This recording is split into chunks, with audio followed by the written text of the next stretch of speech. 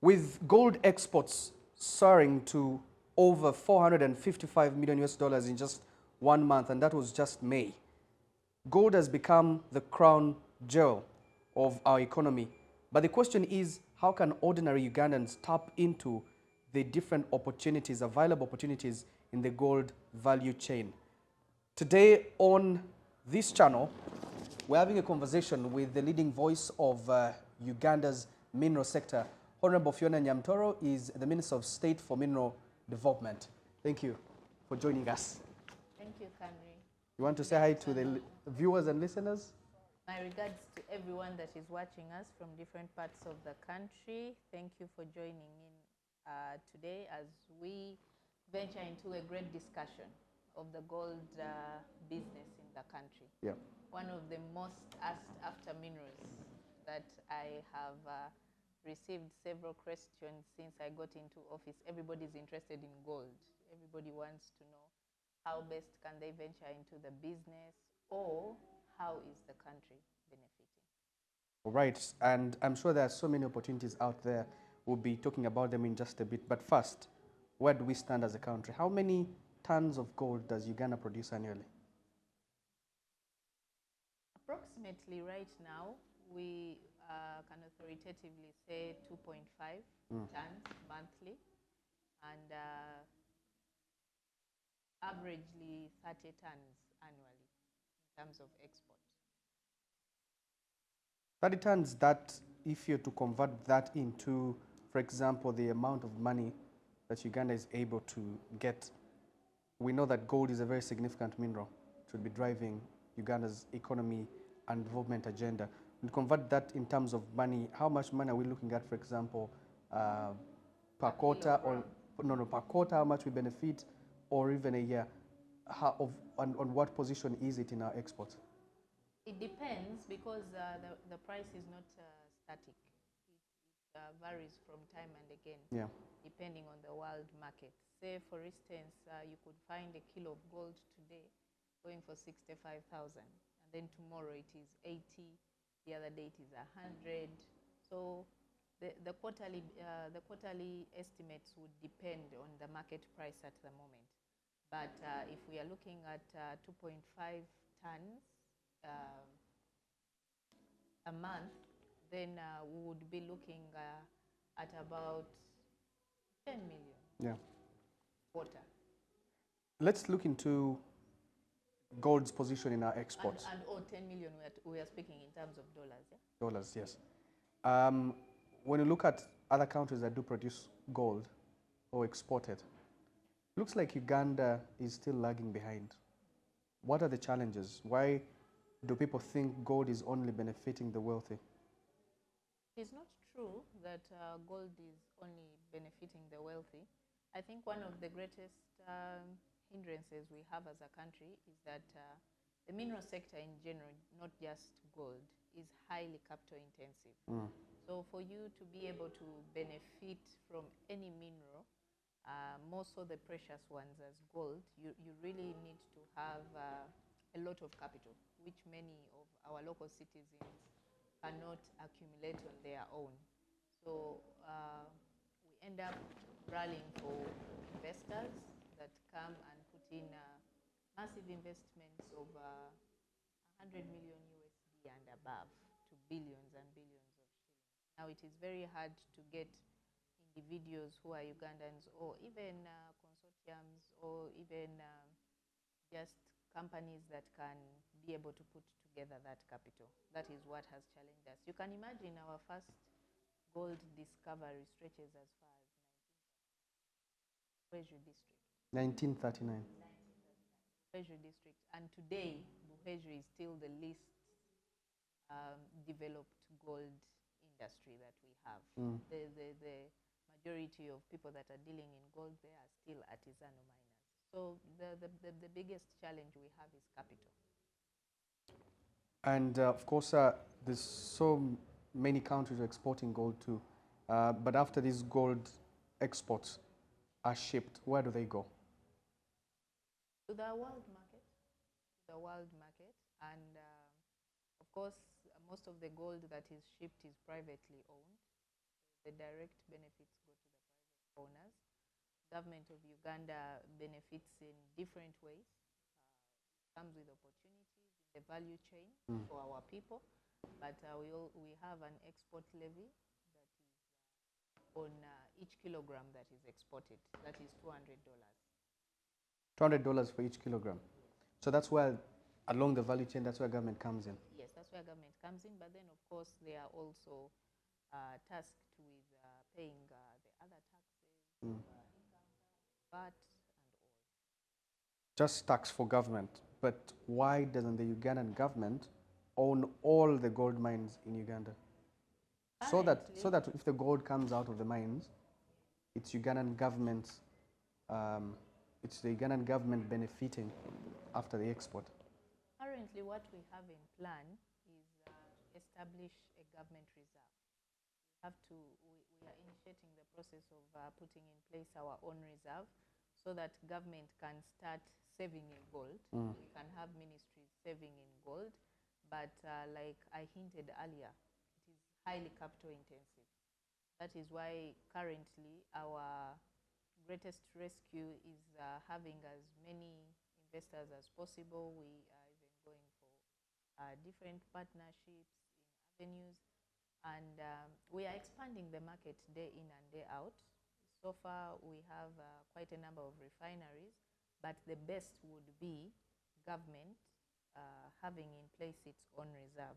Also, with the forthcoming Uganda National Mining Company, it should be able to fully stabilize and carry out all our commercial interests. And what time frames are we looking at? The Uganda National Company is already in formation. We are just in need of money. We need 300 billion to have it operational. Right. Does Planet Gold Uganda own all the gold mining sites in the country? They seem to be everywhere. Everywhere you talk about gold, there's a presence of Planet Gold Uganda. Not at all. Planet Gold Uganda is not a gold mining company. Planet Gold is an organization that is looking at seeing how best we can sensitize as many people in the gold mining sector as possible to deviate from the use of mercury. Because about 73% of the artisanal miners in Uganda use mercury as part of their mining process. And all research has shown that this is hazardous to their health, and also it is not recommended anywhere in the world for mercury to be used. So Planet Gold is on that mission, and we are working hand in hand with them as a ministry to see that we stretch out to as many mines as possible to sensitize our people to do away with mercury and look at more sustainable and responsible ways of mining. It is quite hard because mercury seems to make the work easier for them, but it is not recommendable. Why is Uganda still stuck in the old ways of mining gold that are below accepted standards? 73% of these artisanal miners using mercury, that's a very, very big percentage. It is. Years later, even after the discovery of gold, why are we still stuck behind? It's because the mining sector is quite limited. You are either into artisanal mining, the next step there is small scale mining, medium scale and large scale. Now you can imagine the capital range as per the ministry guidelines here for artisanal mining is from 0 to 100,000 USD. Above 100,000 to 10 billion Ugandan shillings is small scale mining.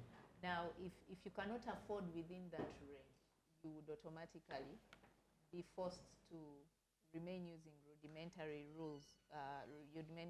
rudimentary tools over time, which unfortunately is where most of our people lie, especially in the gold mines that are up country and scattered all over. So do you as government have a plan to help them adapt to modern equipment?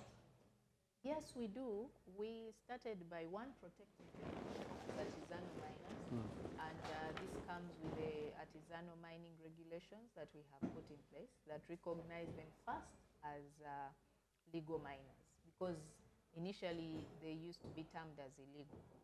But now that they have been protected by government, we go ahead and gazette specific areas where deposits have been confirmed for them to mine. Now, that also gives them a proper time frame to be able to accumulate capital. And so far, we have some good progress registered where people are moving from one level to another. So long ago, when we were in Kabale, they were saying for us now, we no longer have artisanal miners. We are all now small scale miners because the growing gap is that you elevate in terms of machinery, in terms of all the equipment that you have to put in place, in terms of technology, and then you qualify to move into another category. So the regulations in place, but also government ensures that the other investors who are in place on the sideline do technological transfer to their artisanal. Right. So we are supporting them in whatever avenue that we can. Technological transfer, I think that's a good way of, that's good progress. When we talk about gold in Uganda, what are the areas are we looking at? Uganda is naturally endowed, to be honest. Our gold deposits are not yet limited to definition. Currently, we have deposits that are scattered all over the country. The northern part, Karamoja, go to Amudat, go to Abim, go to Moroto, come to the eastern part, go to Namayingo, go to Busia, come to the central, Kasanda, go to the western, Buhweju, go to West Nile, Arua, Yumbe, Nebi. And now Nebi. Yes. Yes. Now Nebi. We actually just had a gold rush recently where gold was discovered in one of the sub-counties in Rusi and people were rushing to mine. We just had the same a few months ago in Abim. And you see, because of the geological occurrences, most of it is open cast. So it means you can wake up tomorrow in your village and you actually discover gold. So when you look at Uganda and its position in the region, there is a perception, and some of it it's true, that Uganda has become a transit route for gold. We used to be the country with gold, and you've mentioned all the districts where gold deposits are, but now it has become more of a transit route. There's gold coming in from Tanzania and DR Congo, and it goes through Uganda and it's being exported. Are we losing our position in the value chain? Not at all. We are not. If for anything else, we actually benefit. Because unless it is just transiting in, but most of them actually bring it in and refine it here before it can be exported. Like I told you earlier, we have an export levy on the gold. But also, all that attraction is because of Uganda's favorable investment climate. And also, our peace and security is an additional factor. Because you can imagine DRC Congo cannot have such hosting because of their instability. And you cannot guarantee the safety in Tanzania as well. Right. So those are the motivating factors for neighboring countries for exporting gold here. How many gold processing facilities do we have in the country? And refineries? Yes. We have, and what is their contribution to the economy? Currently, we have 9 official refineries, and the market is still open for more. The more refineries we have, the better and more competitive the gold business becomes. So, and all of them are around Kampala. So now we are looking at growing investment of having refineries even outside. Most of them are around Kampala. The first refinery we expect to launch outside Kampala will be Wagagai, yeah, that is currently our biggest mine that we have in the country. With an investment of about 200 million USD. Oh, that's big. So before we talk about the opportunities, I want us to address ourselves to the current phenomenon. You have fake gold dealers. And then there are these socialites over town, moving around, and when you ask around, you say, oh, those are gold dealers. And then there's splashing money all over different hangout spots. 2 months, 3 months down the road, you hear that they've been arrested by police because of fake. Why do we have fake gold dealers in the country? One, to begin with, gold is a very precious mineral, and it, in its state of nature, makes it of high value. Like I told you, the least price you would get of gold on the market would be 65,000 USD. Now, the second other issue that brings a lot of fake dealers is ignorance of our people. Because one of the greatest challenges I have seen among even the most literate is that people don't even know how minerals look like. Somebody cannot ascertain to say that this is gold or this is not gold, and not to say that you are supposed to have face value to distinguish and say this is gold, this is not gold, but to be well aware of the process of understanding and being sure that I am actually in possession of real gold. For us at the ministry side, we have all the protective mechanisms. For instance, gold is one of those minerals that is subjected to having the International Great Lakes certificate, the regularization certificate. You cannot have gold anywhere without that certificate, because that certificate tracks the origin and also exonerates it from being a conflict mineral. So you're certain that you are in you're in possession of the right mineral. Now you'll find people dealing in gold and they can't even ask for that certificate. Well, if somebody is selling to you gold and they can't present that certificate, they're selling to you fake gold. Yeah. And then secondly, we also have authentic machines that ascertain the weight, yes, that ascertain the weight and also the essence of originality, of whether this is actually gold or not. Those machines are with URA, those machines are at airport, those machines are at every refinery of the 9 that I have mentioned. Now, if you have not gone through that process and just get excited because somebody has brought to you a substance that is either in form of dust or in a solid form and it is gold-like, you're most likely to be duped. So at least there are measures to ascertain this is real gold or fake gold. Yes, and all those measures one by one. If someone is an official investor with the ministry, the beauty about gold is that you don't have to be a miner, because you can be a dealer in gold, like you say. So that's why the ministry issues a dealer's license as well, which is totally different from a mining license. And the two are different. But the thing about fake gold dealers in the country is that they, most times, are protected by security. Which security? We're talking about police and the military.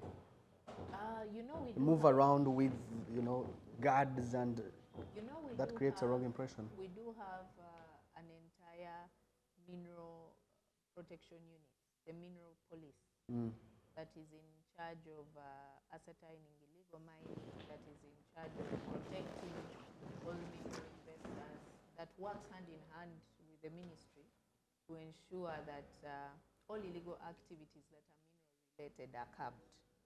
Now, it is not necessarily true that there is official protection of dealers by police.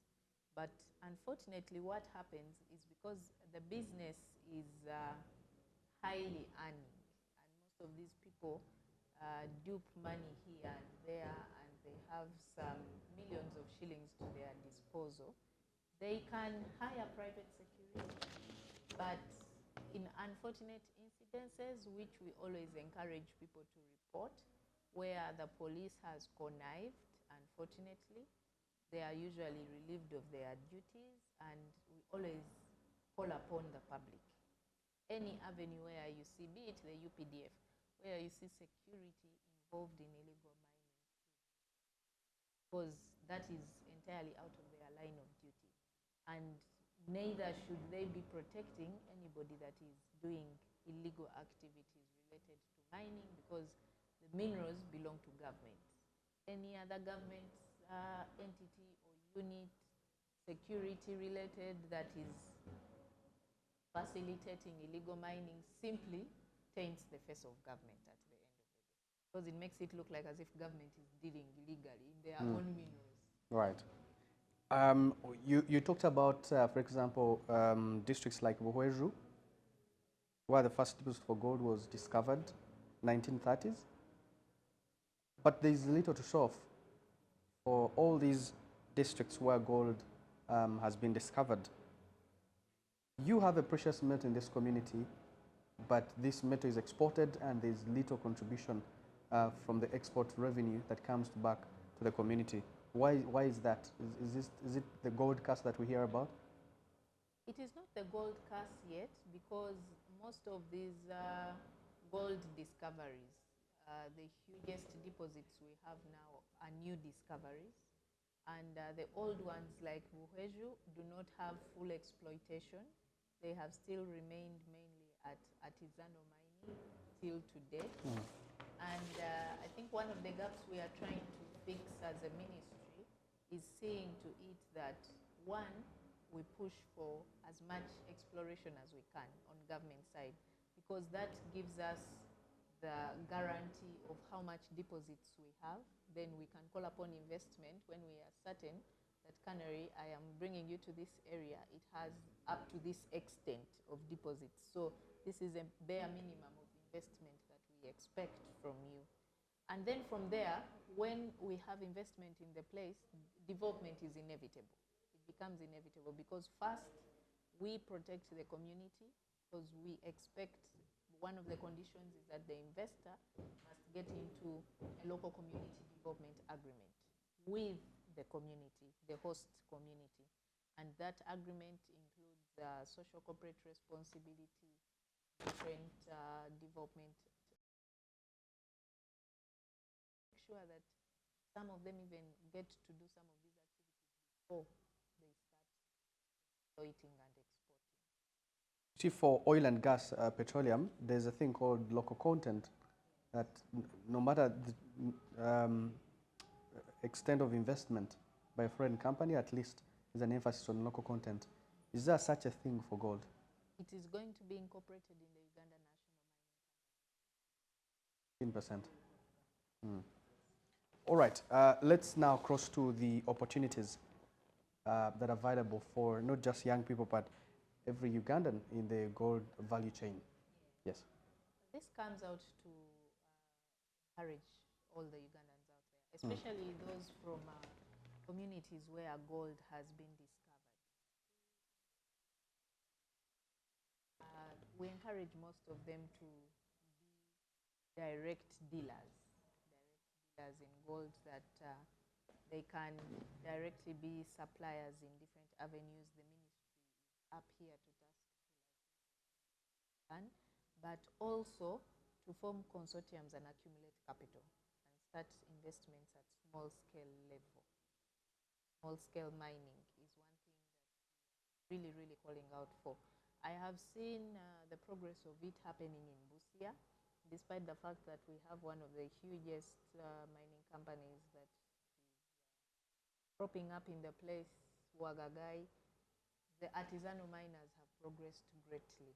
And I've always told people, the kind of profit that you have in the mineral sector, you cannot get anywhere else. And that is why we are trying to see that we push to normalize the debate on the mineral sector, to be as normal as any other sector in the country. We want people to be talking about minerals as much as they talk about agriculture, to be familiar about minerals as familiar as they are with everyday business that they do. I think that is the best way we shall have Ugandans tap into these different opportunities. And not just gold. Today it is our focus, but we have many other minerals that are barely untapped into. And I think it should be Ugandans to start as we look out for huge investment. So if they can't be miners, they can be dealers, what other opportunities along the value chain can they tap into? Provide services. Yeah. Provide services along the way. They could be different service providers because currently, you are aware the president put a ban on export of raw materials. So it means we cannot export gold in its raw form. It goes through the entire value chain while it is still here. We export up to 9999, that's code raw 4, like 99.99% purified gold. By the time it reaches that level, there is a lot of activities that go on there Ugandans could offer besides the labor along the way. Right. I know you have ambitions since you're now the leading voice in the mineral sector. We, as a country, we are not where we are supposed to be in terms of the earnings from gold export. Where do you see us as a country going in terms of increasing our expected revenue from the export? You remember during the budget reading of this year, the ministry, the mineral sector in particular, was one of those sectors that was highlighted as the forecast anchors of development in Uganda. So we are looking at pushing it as far as contributing 10% or more to the GDP in the next 10 years. The mineral sector is the only sector in the country that can give us the money to balance up our deficit budget. But it requires investment before we can reach there. Right. A lot of investment, and for your ambitious target for these earnings that we're looking at, where do you think we'll be in the next 10 or 15 years? The next 10 or 15 years, we shall have our own reserves. We shall have a Bank of Uganda saving in terms of gold. We shall have ministries trading and saving in gold. And I think we shall also be trading using the gold coin, which should make our currency have more value. Yeah. What took us long to get there? To the gold coin? Yes. We are in the process already. We already have samples of formulation, and Bank of Uganda is in the process of seeing it that, one, we can guarantee production of it. And then when we are ready, we shall leverage it out to the public. What will be the key? For common people to start saving using the gold coin as well. Right. What will be the key interventions or undertakings from government to greatly increase the revenue the country gets from gold plus other minerals? Begin with investment in exploration. Once we invest in exploration, exploration is like a capital tap for us. For us, that is what we can venture out in terms of this is what Uganda has to offer. How best can we then reutilize it for the benefit of our people? And looking at some of the questions here, I'm trying to look at what people are asking. The young people asking about the jobs in the gold value chain. Where are the jobs? Where do they begin from? Where should they start from? We needed to do this interview in a gold refinery.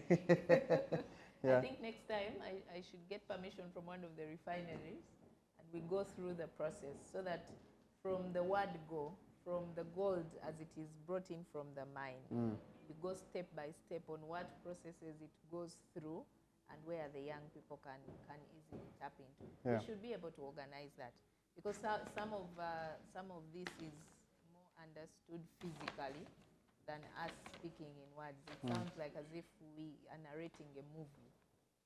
Yeah, maybe we should do that next time. I know government is really now more sensitive to environmentally sustainable ways in mining of gold. So what measures are being taken to prevent illegal mining activities, illegal gold mining? You recently were almost shot in the field because you're trying to put an end to illegal miners. So how will government ensure that gold mining is done in a very environmentally sustainable way, but also prevent illegal mining of gold? The first is that as a prerequisite from the ministry, we don't license you if you don't have the NEMA certificate, the Environmental Social Impact Assessment certificate.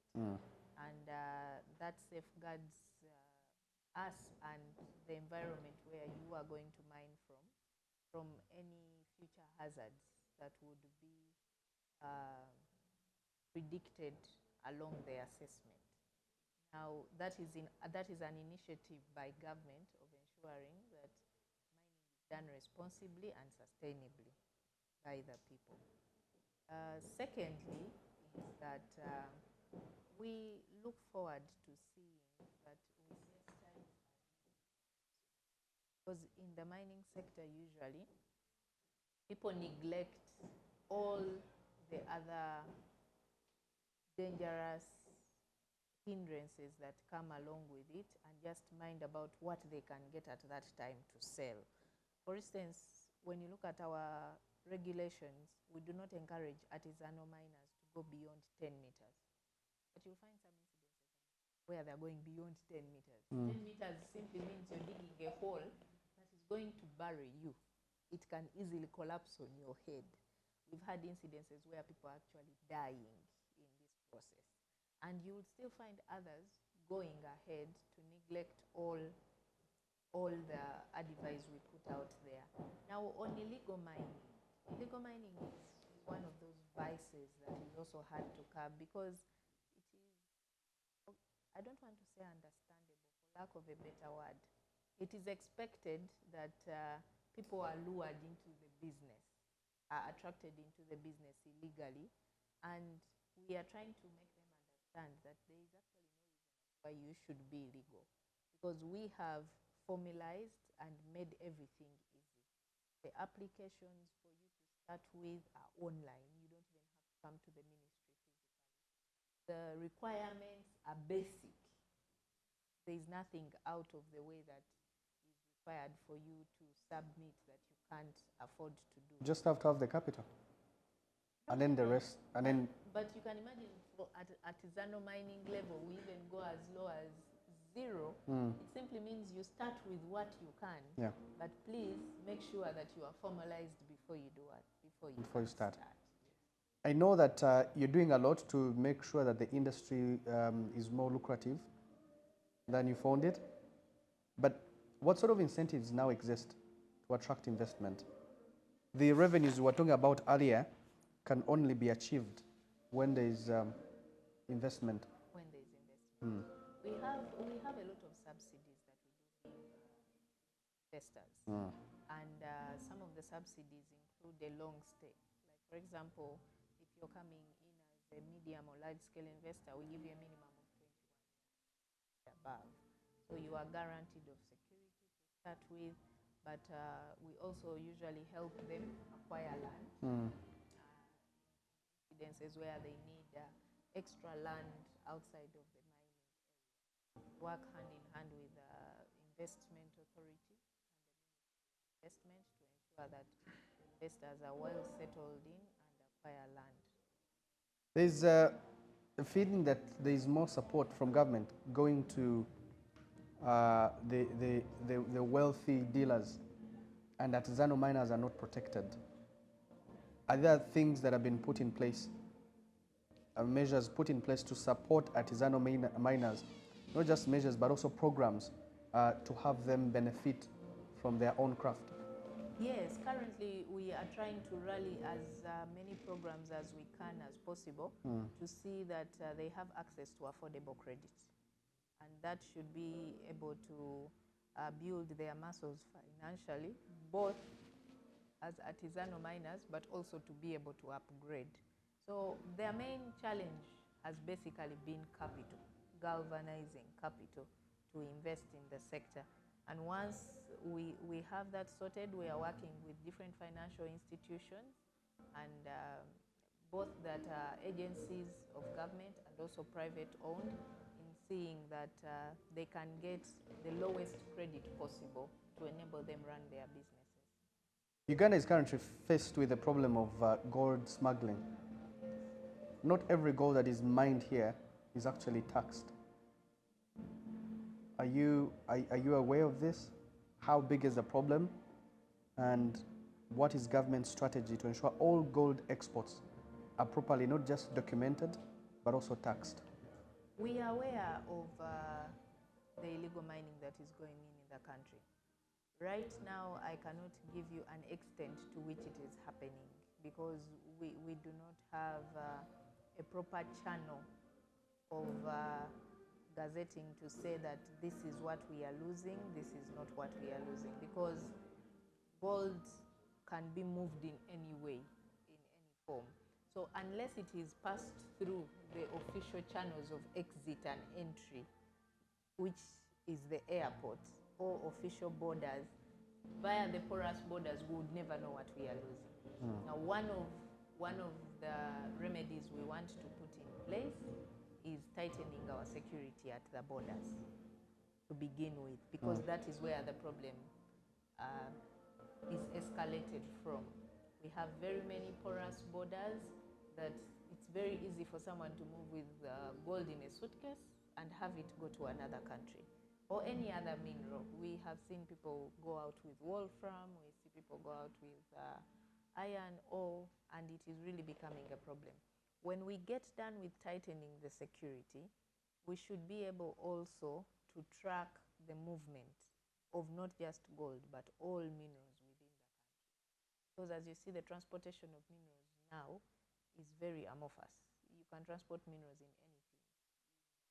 A Benz, in a motorcycle, in a lorry, and nobody would ever know that you're actually moving minerals at that point. So we are looking at regulating the transportation. But most importantly, when we are done with strengthening our licensing system, we need to go back to the mines as well. There should be measurement gauges at the mines of what is being produced and let out daily. And that should be tallied with what is going out. There's a feeling out there that there's not much transparency around the gold mining sector. Why do you think that feeling exists? Has that perception been created? And what are you going to do to ensure that there's more transparency and accountability in the gold industry? When I got into this sector, it was very discreet. Somehow, the mineral sector in general has been very, very secret, and that is why we are pushing out for more engaging conversations. That is why we need people to become normal with speaking about the minerals that we have in the country. That's why we want gold to become as common in talk as they talk about the prices of matoke and cassava. That, in the essence of it, will be able to solve the problem halfway. Secondly, we want to push for quarterly declarations of what we have made as a country, of what we have possibly lost, and how much more we could make if we venture into more investment. I think that feeling has been mostly deepened by the information that has always not been put out there to the public. So we want to engage the public more in terms of giving them information of what the country is doing in terms of the mineral sector, of what investments we have made and profits in terms of our gold trade, and what we look forward to making. I think that should be able to ease the mood a little bit. Yes. You have vulnerable groups participating in gold mining or the whole gold industry, like the youth that you do represent, and also the women that you still do represent. What programs have been put in place, or do you plan to put in place, to support the two vulnerable groups so they can benefit from the industry and benefit their participation? The very first program we have done is categorization that umbrellas all of them, because initially it was that the youth were only as good enough for as cheap labor, but now they can also venture into their own personal investments at different levels. Breaking it down for them gives them the avenue of you can start small and actually grow. Now, the women on the other hand, have been the backbone of this sector. Women have been the greatest number of miners, the smallest level to the biggest level. We do not have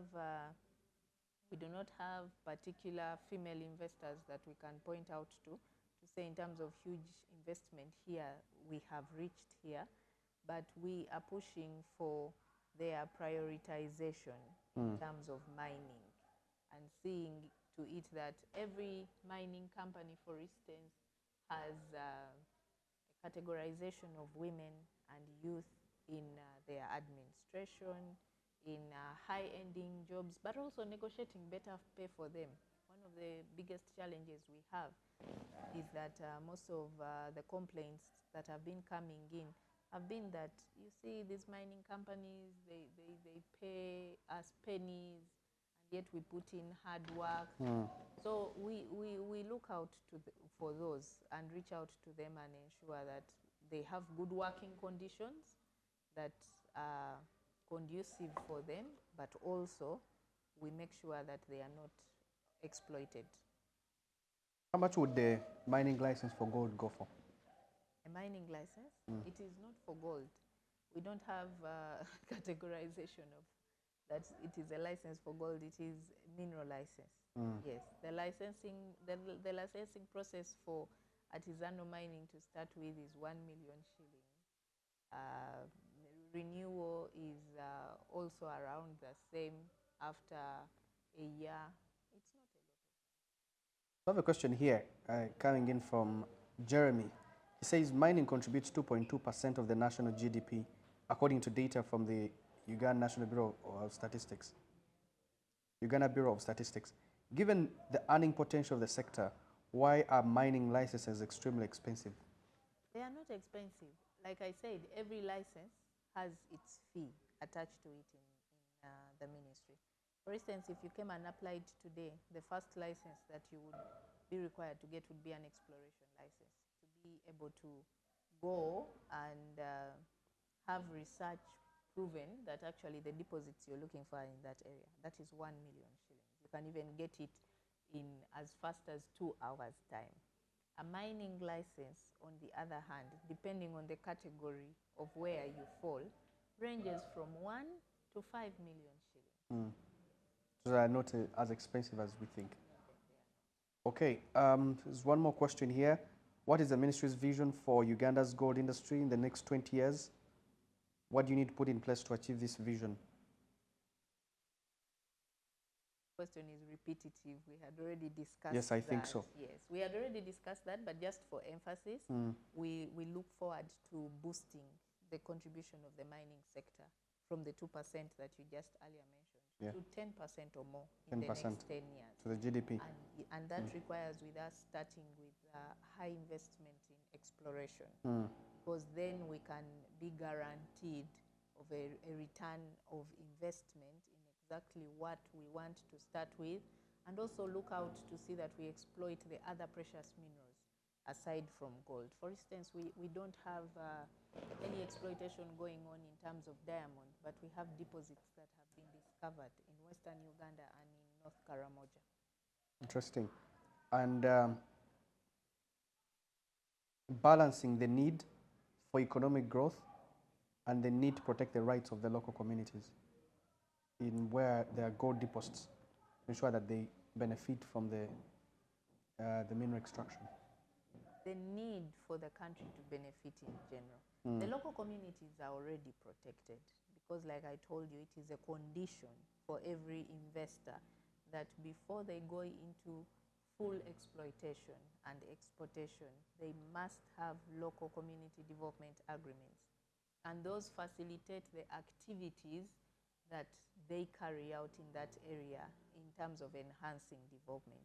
Now, the agreements are entirely initiated and suggested by the community.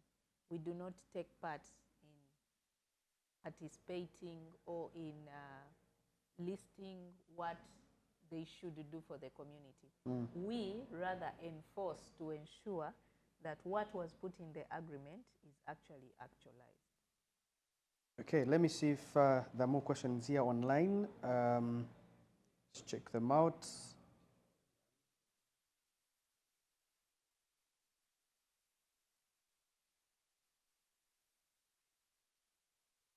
Okay, let's take a break. We'll return with the second half of this conversation.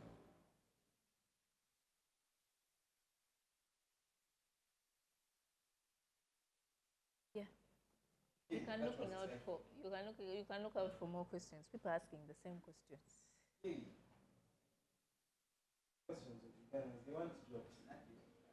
They want jobs.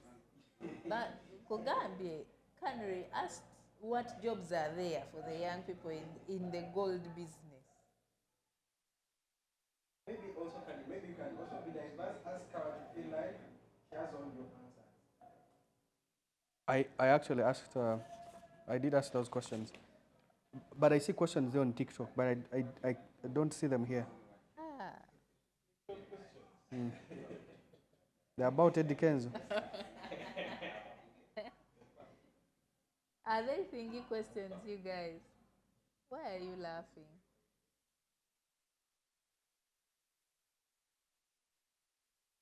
What are they asking? Do you have some? You mean there's no one asking about gold there? Let me just check questions here.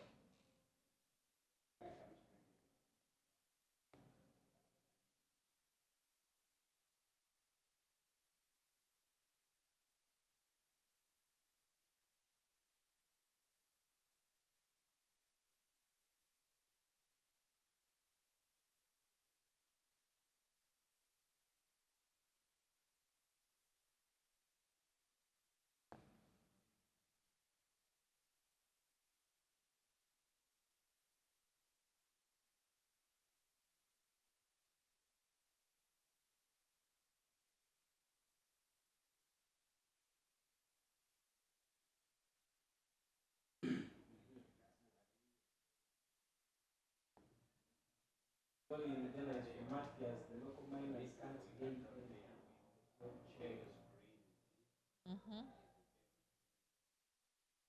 Is that a question or a statement?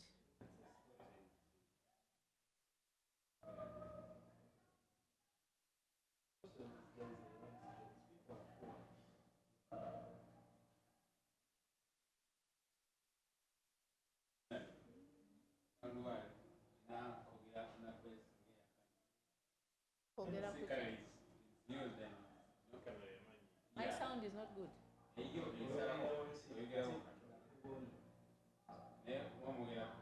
Ah,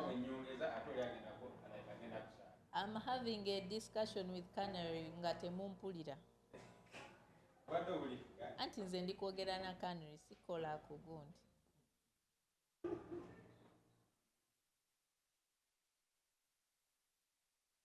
Canary, anything else? We still have an hour. It's a lot of time. That's a lot of time.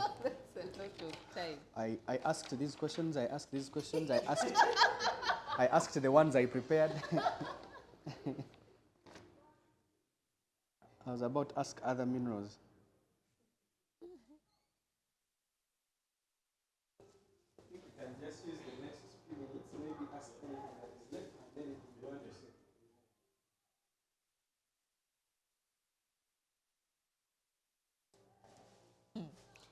I have a letter now. I'm going to share it with you after the thing here. Hmm? After the thing. Mm. After The live, eh? live. Mm. That we are going to use to thingy the other program of the Okay. That's good.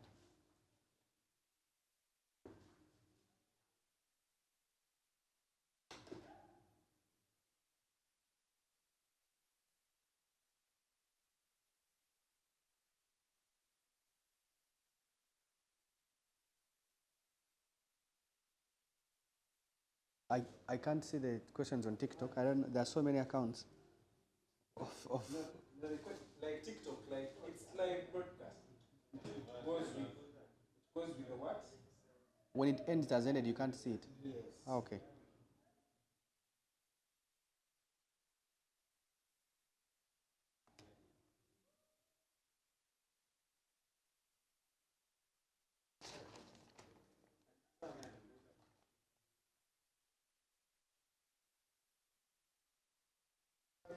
Okay, so let's talk about, let's go through maybe 5 or 6 questions, and then the issues I had read, I think yesterday, around child labor and artisanal mining. Um, That is true. It has been happening a lot. mm.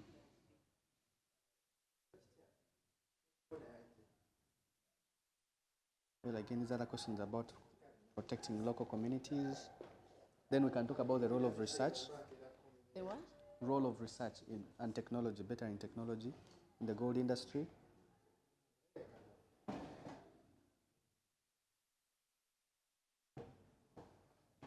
The strategy for the Ministry for Developing Infrastructure to support the gold industry. Most of these districts are hard to reach. So infrastructure, we can talk about roads, water supply, and electricity. There you go. Hi, how are you? I'm on a live. Can I come back when I'm done?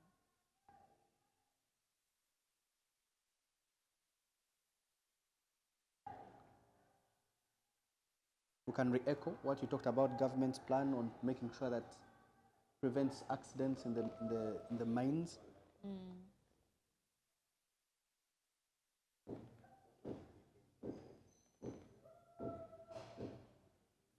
Yeah, and then having Uganda's gold industry on the global market. That's what I can pick.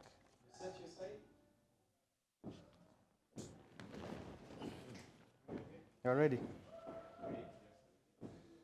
Well, the ataliko vya kuongea because this is the first time I'm doing a live and we actually have a lot of time. The questions they're asking are not related to gold. They're related to maybe they're related to food, they're related to jobs. It was a TikTok. Which we don't have.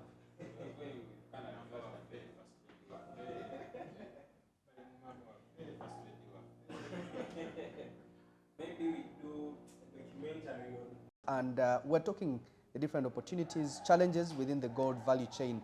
We're going to be now looking into, as we get into the second half of this conversation, looking into what government needs to do to put Uganda's gold mining sector or industry onto the global market. Honorable Nyamtoro, let's first talk about the issues that have come up here from the audience.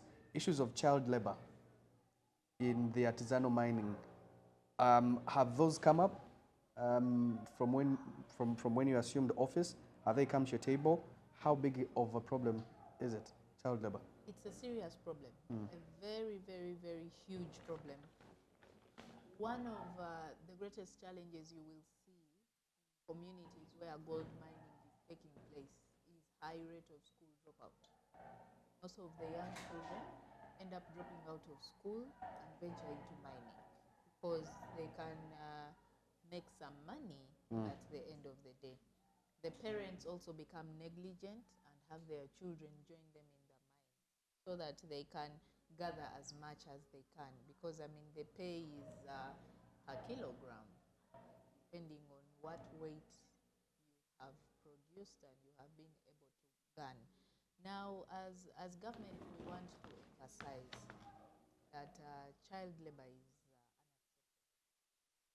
punishable by law, and we keep telling this to all the miners and all the mines that we visit, especially the artisanal miners. You'd never find it in the well-invested mines, because then they have to employ adults who can have contracts with them. But at artisanal level, you would find that there is a good percentage of about 25% of them being children who are supposed to be in school. And that is an act that we really, really want to condemn in the highest terms possible, and call upon people to please protect children's rights and have them in school. Some of the measures you put in place are preventative. Of course, there's a law that should be punishing the ones involved, but there are those ones already affected. They dropped out of school, spent years in the gold mines, they can no longer go back to school. They're already affected. Are there rehabilitation efforts? Yes, we do offer rehabilitation remedies for such cases, that we still want to draw them out of the community because their existence there attracts many more other young people. They make it seem like as if it is more feasible to be in the business than being in school. So we usually try to reach out and isolate them, but also now taking it to a more serious level, any person, especially a registered minor, that is found in possession of children in their territory that are doing mining, their license will be cancelled without hesitation. What is the role of research in improving gold mining techniques in the industry?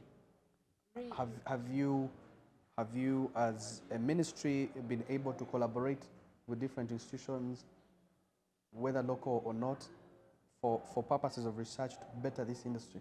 Yes, we do collaborate with very many companies and different laboratories, both national and international. We do have laboratories at different universities, at Canary, at Chambuko. We do collaborate with the Slambaje organization. We do collaborate with laboratories in and currently in Canada to be able to have a comparative analysis of our different mineral samples, because the mineral variations are different from country to country. For instance, you find saying Ugandan oil is sweet oil, which you will not find somewhere else. So you find that the quantification of our gold would also not be the same that you would find in DRC. It's not the same you will find in Tanzania and in Kenya. And research helps us gather all this together to have a more solid edge for investment. But also, research is the only channel that we have for adding value. Now, we are encouraging investment into more diversity in the gold sector, because what has been happening has now been refining up to the tune of 999 and exporting. Now we want diversification, jewelry making. You know, a gold watch, the money that a gold watch would earn you would probably be much more than you get from selling a kilogram of gold together. Right. So can we have many more people come to invest into jewelry making, the different uses that gold can be put up to, so that the country can earn much more than it is now? Let's get into infrastructure development. We have seen, for example, in the budget is what we call like oil roads. We've been to Albertine region, we've seen how infrastructure has been improved, roads, electricity. Communities really are benefiting because they are part of the larger community of the Albertine region that where oil deposits are. For gold, what is the plan? Is government planning on increasing in its infrastructure development in areas where gold deposits are? Yes. Yes, absolutely. Luckily, the ministry is co-joined with energy together. So the first ever aid to any developments would be electrification.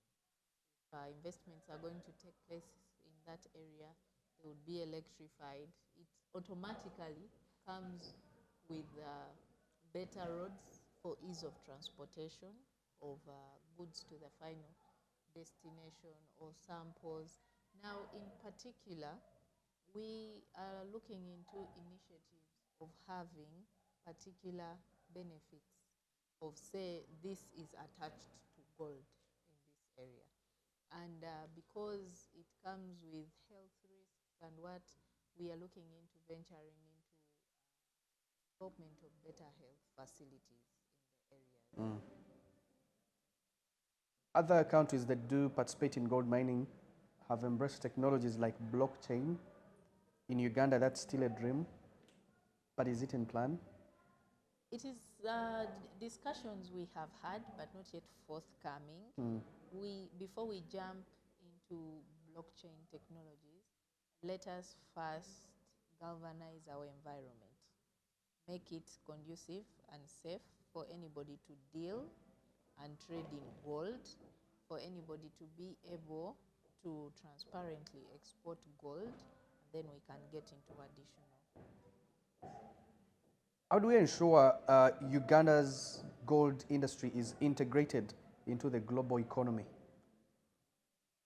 I think we are already there. We are already there. When it comes to, in terms of information, the world is already on notice of the enormous tons of gold that Uganda has unexploited. Now the question is, how do they come to exploit it? And when? Are we ready for the exploitation?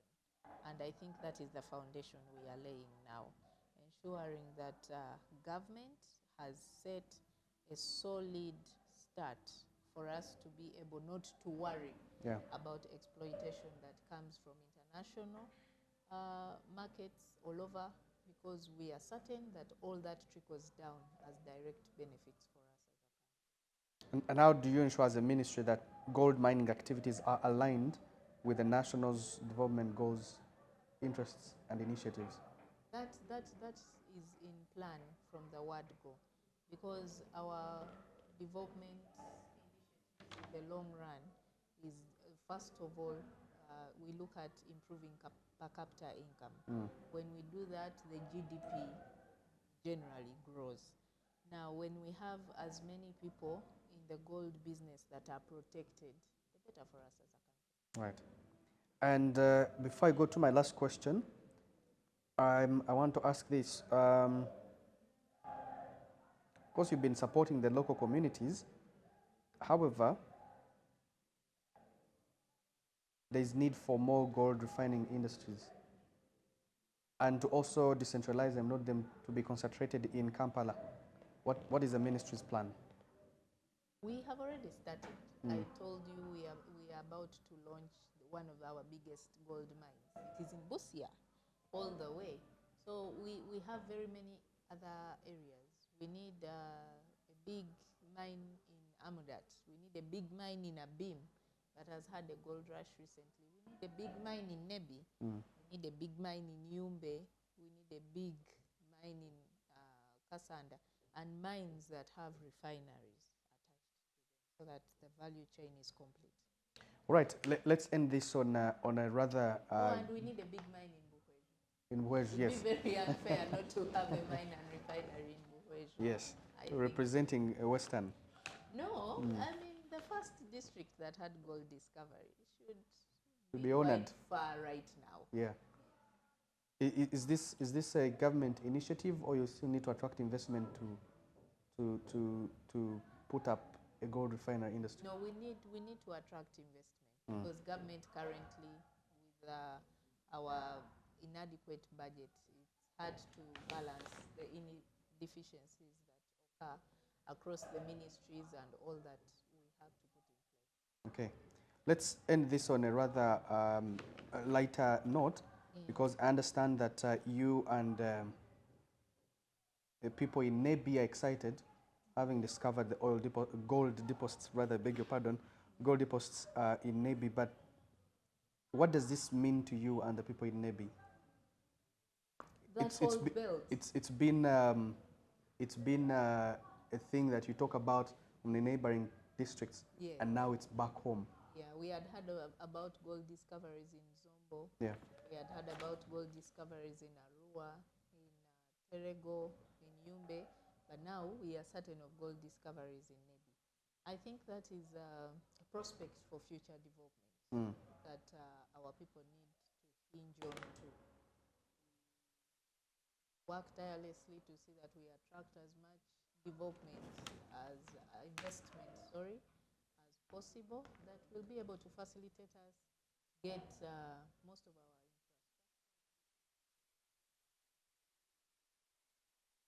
in terms of employment.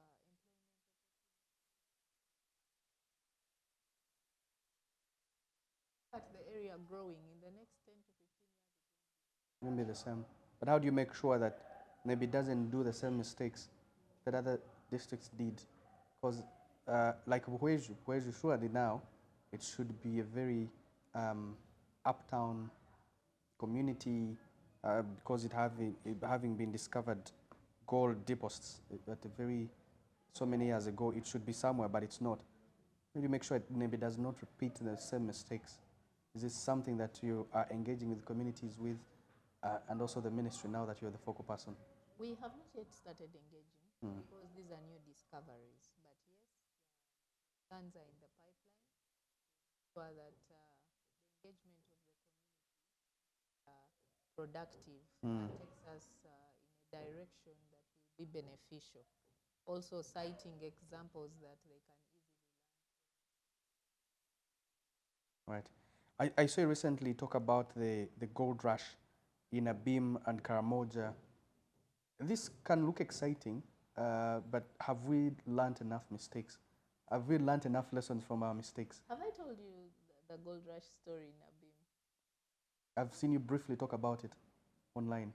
One drunk gentleman claims he had a dream, and somebody in the dream told him there is gold in that area. So he tells the community members that he had a dream that there is gold in that area. They tell him, take us. So he takes some friends there, and they actually find gold, and they start mining it on the surface. So he had said in his dream that they had showed him two areas. Sorry, I'm laughing because it's a hilarious story. They had showed him two areas.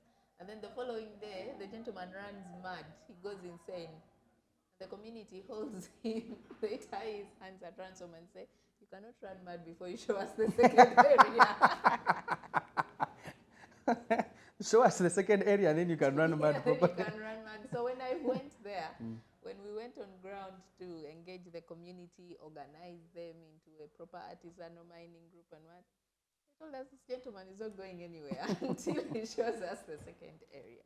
And I really don't think he had lost his mind. Okay, he had, yes, really, truly lost his mind, but perhaps he had discovered the gold much earlier.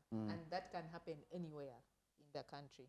And that's why we are trying to sensitize people to be familiar with this, that our gold in most of the areas is open cast. So it is very possible, actually, due to geological occurrences, that if deposits have been picked on our cadastral map, that there could be potential of gold in this area. An open cast can be discovered any day. So this vision, was it rewarded? No, the gentleman is insane. So, But they found the gold. but it is rewarded in terms of the community, Yeah. because now they have organized themselves into a group, a huge group of community members. I think they have over 200. They started as when I visited there the first time, they started as an artisanal mining group, but now they have accumulated capital of up to 400 million, which qualifies them for a small scale mining group. They are called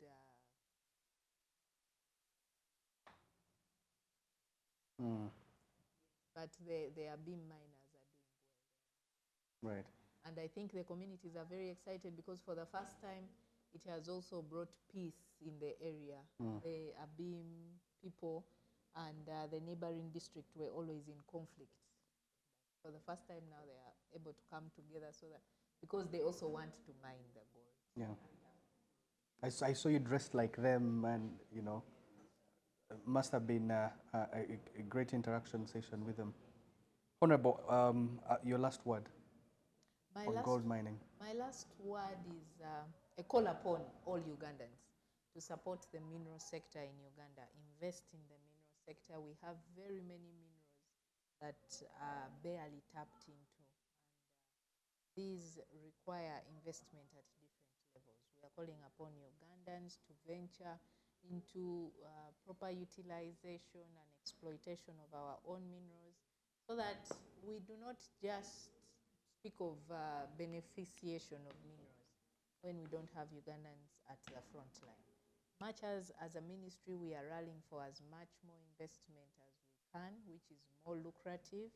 It is our number one priority to see that Ugandans are actually at the forefront and the center of the development of this sector. Moving this sector together as Ugandans simply means developing Uganda.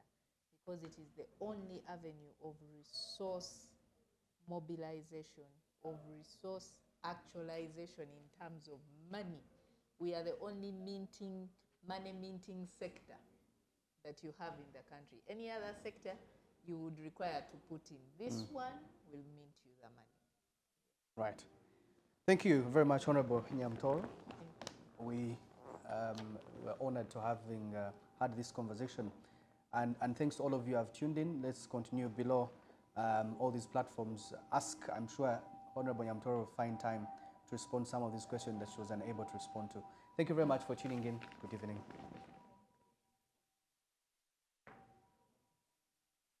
Wait, Canary. Those guys tied the guy on chains and they say stag. I know to chocolate.